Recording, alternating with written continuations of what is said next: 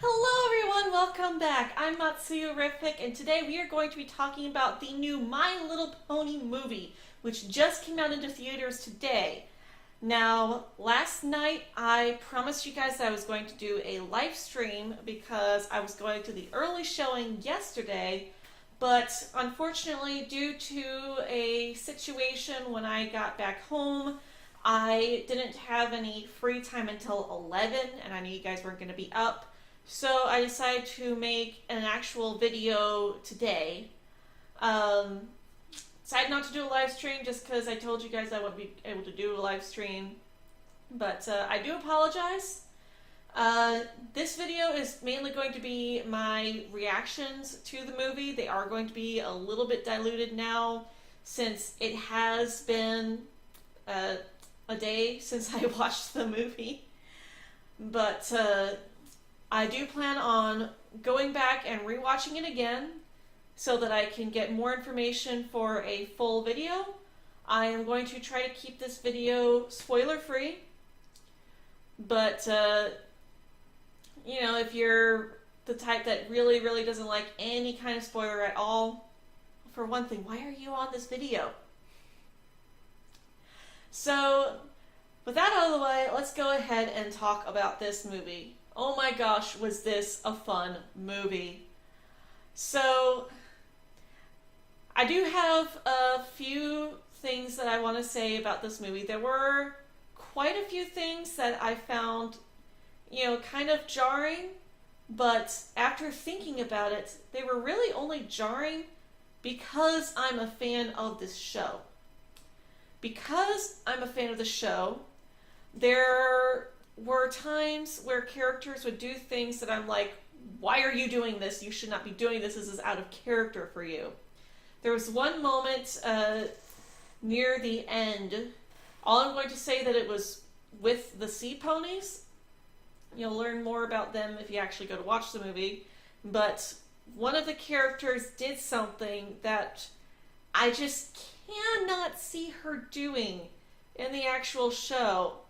Like, I kind of saw this coming when it was being set up, and my friend who was sitting next to me in the theater will tell you, I was telling her, insert pony name here, you better not be thinking what I think you're thinking.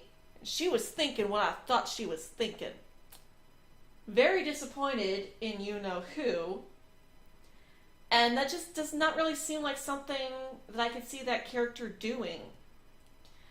In the very first town that they get to, even, I could see her being kind of suspicious of this character, but then they get into that the suspicion that she has for the other character that she's suspicious of, that starts to continue on to other characters, and she becomes so jagged and unwilling to make friends with the people that they come across.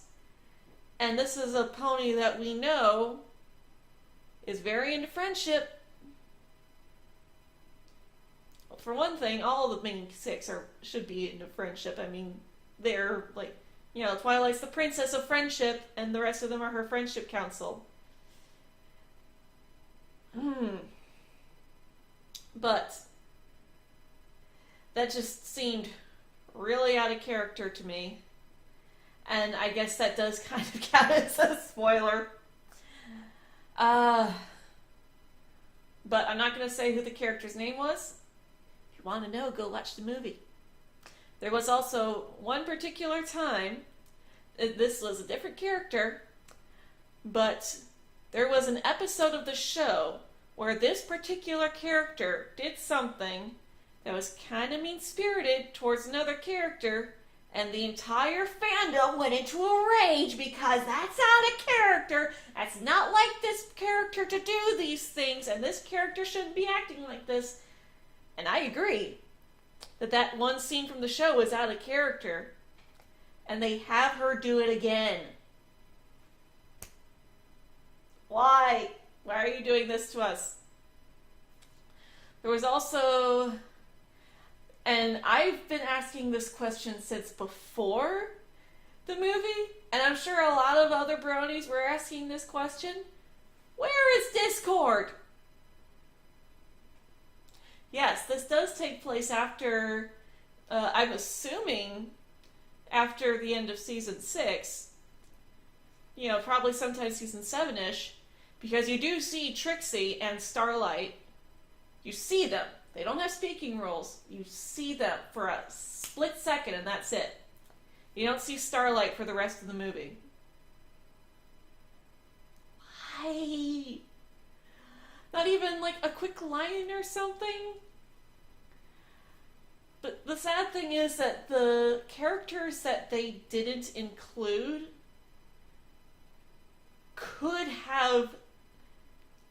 Well, the fact that they weren't in this movie at all is a big plot hole. The fact that the ponies, that the main 6 did not go to find these other characters that they're already allies with kind of struck a chord with me. And you know what? I don't think it's really much of a spoiler to just come right out and say that it was the dragons and the changelings. I think we already knew going into this that the dragons and the changelings weren't going to be in it, because obviously Twilight and her friends got to leave Equestria.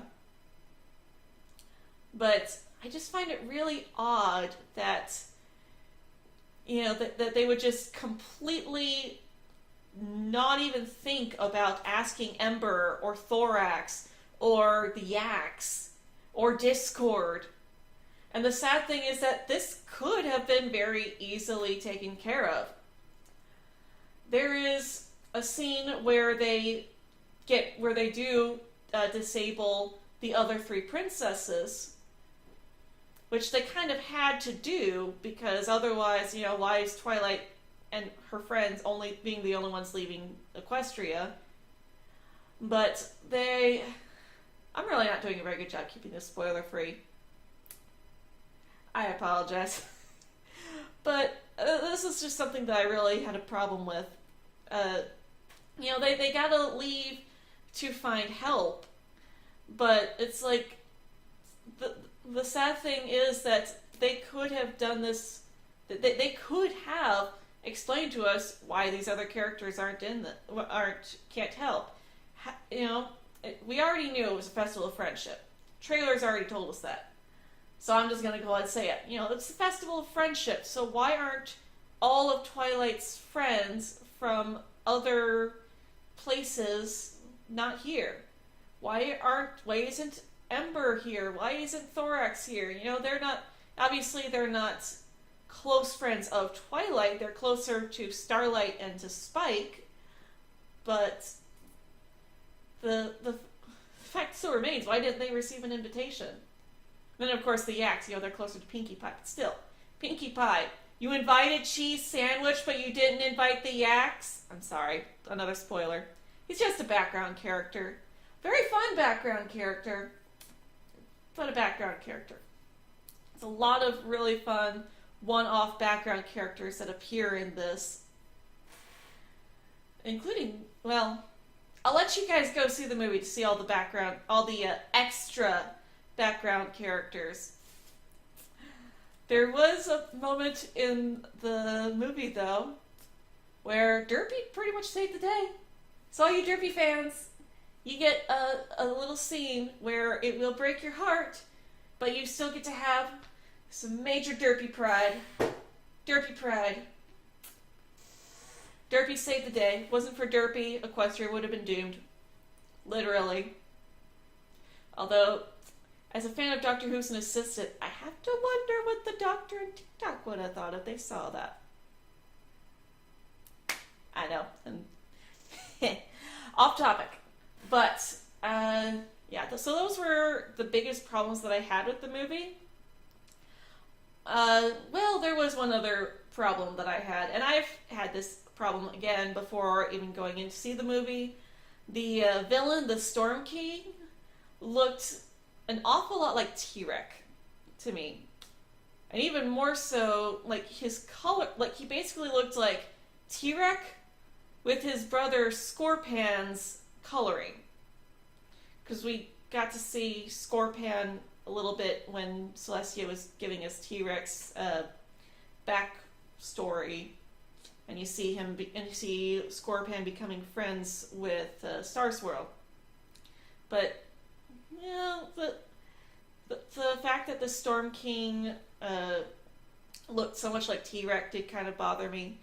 And I also, I didn't have this problem last night, but after thinking about it today, I came up with another problem with this movie. If the Storm King has been... They show evidence that the Storm King has power outside of Equestria and influence and all this stuff, and he's attacked other countries and kingdoms before.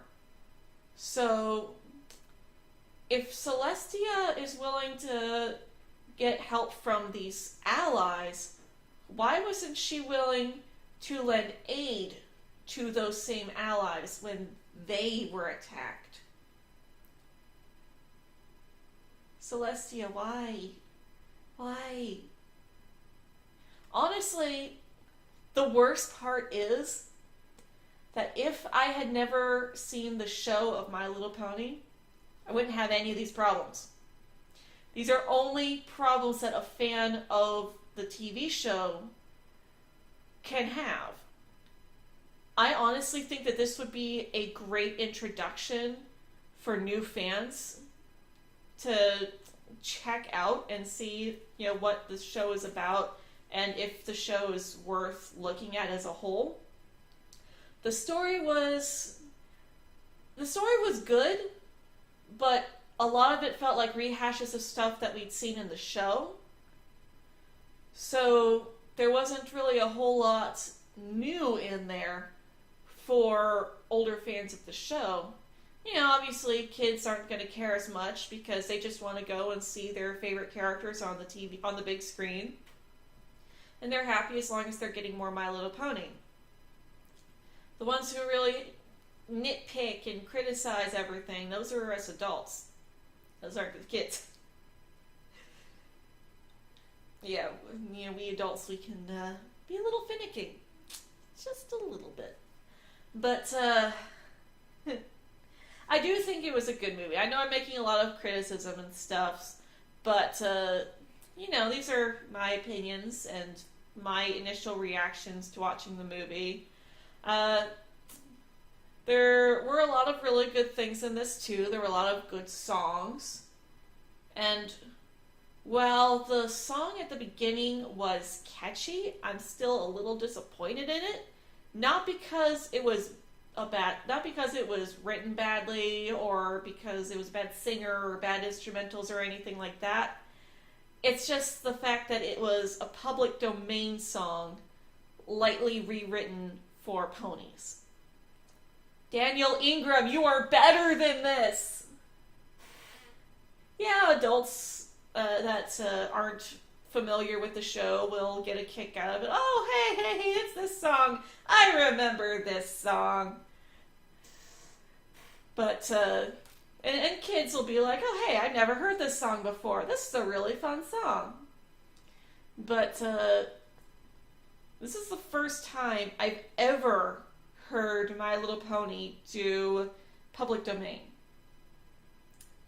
And honestly, the only other thing that comes to my mind that comes from a company that's well known for having all these original songs but still chose to use public domain songs, yeah, that was The Little Mermaid 3.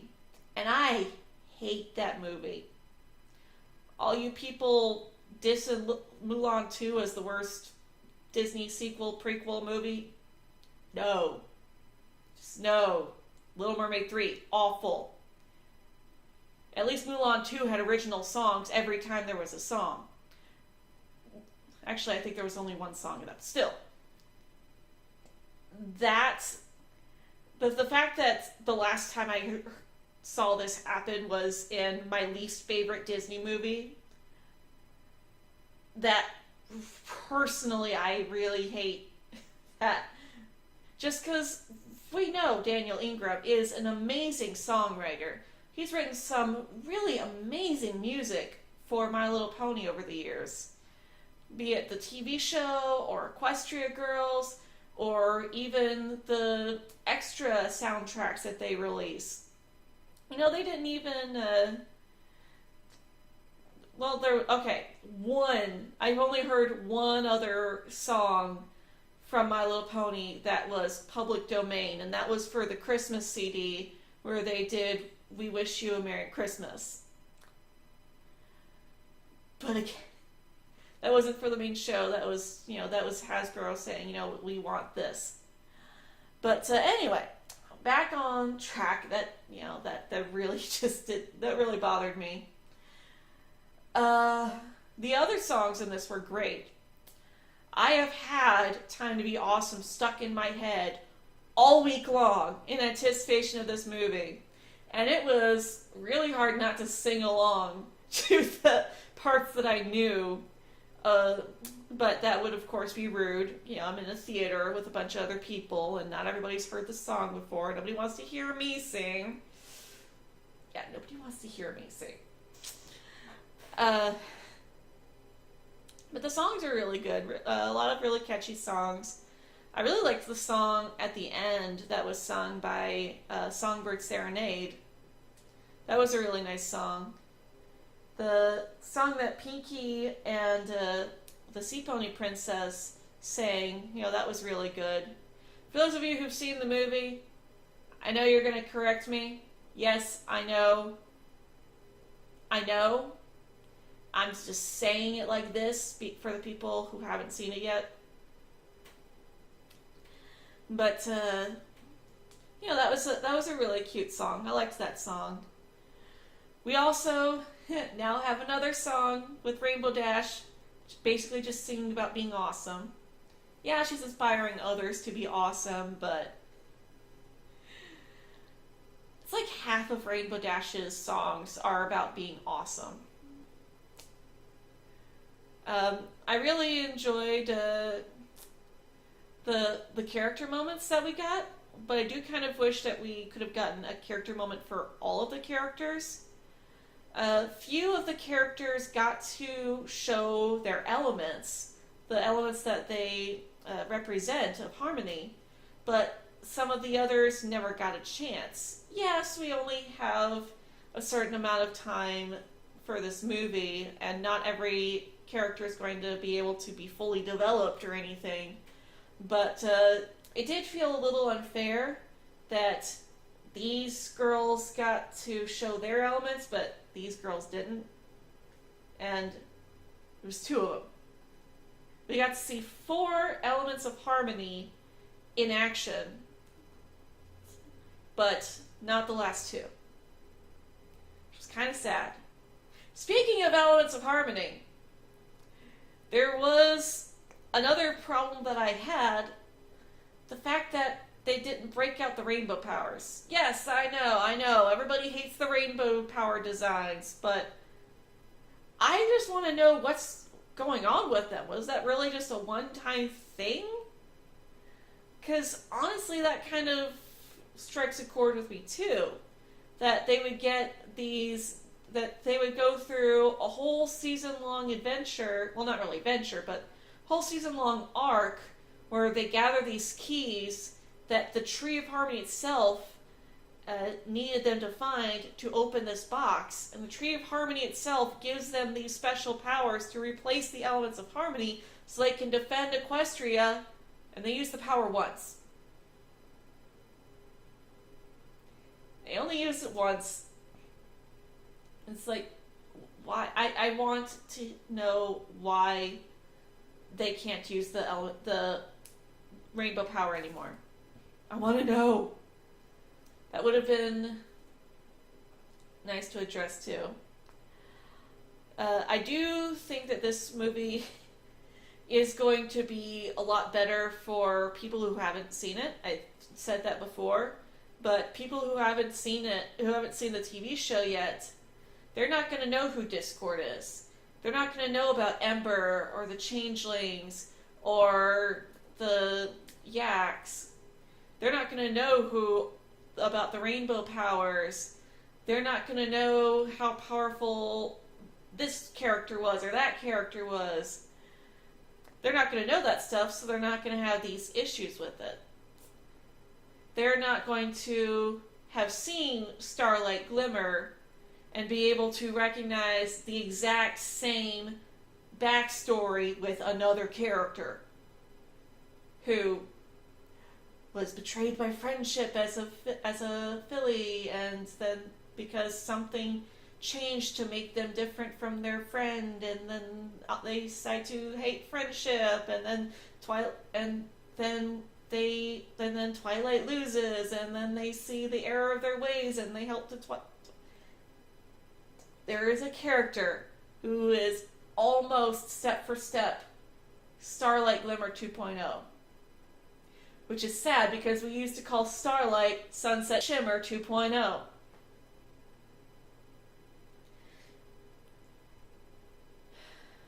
But if you've never seen the show, and you've never seen Starlight Glimmer and her arc, it's going to be totally new. It's completely fresh. Never before seen. You've never seen... Well, I mean, you might have seen it from other shows, but it's not something that you're accustomed with My Little Pony. Everything in this is going to be fresh for somebody who hasn't seen My Little Pony, Friendship is Magic. Again, I'm not saying that this movie is bad. Far from it. I had a lot of fun. I laughed. I cried. I went, oh, it's this character. Oh, it's that character. Oh, it's that character. No, not that character. But, yeah, my cat's looking at me weird. But, you know, I do highly recommend it for fans of the series, as well as for anyone who's curious. Whether you have kids or not, it's still a really fun movie to watch. Yeah, it does backtrack to some stuff that we've learned in the past, but you know, it's still a good story. I think it's a good outing for the very first My Little Pony movie. It's kind of like the Equestria Girls movies, when you think about it. I do think that this movie was better than Equestria Girls 1. But at the same time, you kind of got to introduce people to it. Because when you have the parents that still think that anything animated is for children and are only going to bring their kids to My Little Pony because the kids want to see it, they're probably not going to let go of that mindset that easily. Which means that if they're going to give the show another chance, it's going to be for the kids who want to go and see the second movie. By then, they won't have to spend a good chunk of the movie reintroducing the characters or reintroducing the world and everything else in there. Kind of like what they did with Rainbow Rocks. You didn't have to be reintroduced to these characters, and you didn't have to be reintroduced to the world. You already knew all of this, and they were able to sum up the first movie in a song, and that's it. So I am hoping for this to become a series of movies. I would like to see Tempest in the show, as well as the other characters that are introduced. I feel like they did not get enough time to really develop. That is another problem that I have with the movie. It spends so much time introducing not only the characters that we already know, but also the new characters. It's like, here's a new character. Spend a little bit of time with them, move on to the next character. You know, we'll spend a little bit of time with this next character. Oh, no, you gotta move to the next one. And yeah, there is a little bit of development for the characters, but you barely get to know them through the movie. I do enjoy Rarity's little moments, though, helping one of the characters to grow. But that's also partially because I'm a Rarity fan. The animation, beautiful. It is a little jarring to spend 7 years. Well, yeah. Well, has it been 7 years? It's a little jarring to spend 7 seasons on the exact same art style and then to move into a completely new art style. Yes, it is reminiscent, but there are, various differences. So that is a little jarring for people who've been watching it for a really long time. Also, I don't know why they redesigned the throne room. I think the original throne room looks better. The stained glass windows are completely different too. Yeah, there's stained glass windows in there, but the only stained glass windows you see are of each individual princess. There's no stained glass window depicting the defeat of Discord, or the defeat of Chrysalis, or the return of the Crystal Empire. Those stained glass windows are gone. It's just, here's a stain of Celestia, here's a stain of Luna, here's a stain of Cadence, here's a stain of Twilight. That's it. I can't really think of much else to mention. The animation, you just gotta see it for yourself to know how good it was. The animation itself was beautiful. It's absolutely gorgeous. Love the colors. My only regret is that the movie theater screen was super dirty, so it looked like I was watching it on an old TV. That kind of ruined my experience, but that was just this theater. That wasn't, every theater in the world is going to have a dirty screen. But I hope that you guys get to watch it on a clean screen, because that was really disappointing for me that they would have such a dirty screen. Surprisingly enough, there weren't a whole lot of people there. There were, some people. There were, I'd say there was about an equal amount of bronies and kids. Well, bronies and families. I did get to talk to one little boy, which was very fun, who, his mother told me that he'd been a fan of My Little Pony for a long time, and that he's absolutely obsessed with it, and that was great to hear, not just as a fan of the show, but also as somebody who can't stand gender stereotypes, be they against women or men. Especially with the cases that we've had in the past of little boys getting bullied for liking My Little Pony. And with parents trying to get their kids away from watching stuff like that as well. So it was really nice getting to talk to them. There were a couple of other kids that was kind of cute, because they would come up to me and they'd point at my Rarity plush and go, "Oh, it's Rarity!" And that was a lot of fun. But for those of you brownies who are going to the movies and you do enjoy talking to kids like I do, try to remember that, you are still a stranger. Be careful what you say. Even if you do hit it off with a little kid, don't ask for phone numbers or anything. Try to watch your language when you're in the theater, around the theater, because again, these are little kids. The movie is made for little kids. Yes, it can be enjoyed by adults. It is smart, it is funny, it is entertaining, regardless of your age or gender, but it is still a kid's movie. It is a family-friendly movie, so please keep your language clean when you go to see it. If you know the songs, that's great, just don't sing them out loud. Unless you're renting out the whole theater and are having a party and everybody wants to join into a sing-along. Be respectful. I think that's about all I have to say on this. Again, I do want to go back and see it again so that I can make a more put-together video for you guys. I would like to do like a proper review and everything. But as you guys know, I've got a lot going on right now, and not just the stuff that happened last night, but a lot of personal stuff is going on right now, so I can't make any guarantees. But I would really like to get back into making videos on YouTube more. I love making YouTube videos. I love making content, but I haven't had time for drawing. I haven't had time to work on stories and stuff. I did get into Sims a little bit, but even that I haven't really had much time for lately.